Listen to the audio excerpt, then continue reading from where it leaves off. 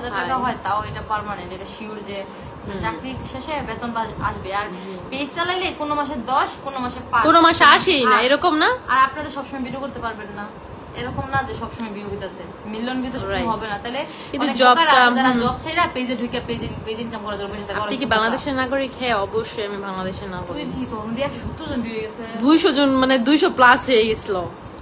না আশ্চর্য। আমার রিয়েলিটিতে লাইভে আসলে তো তখন আমার রিয়েলিটিতে ভালো ভিউজ হইতো।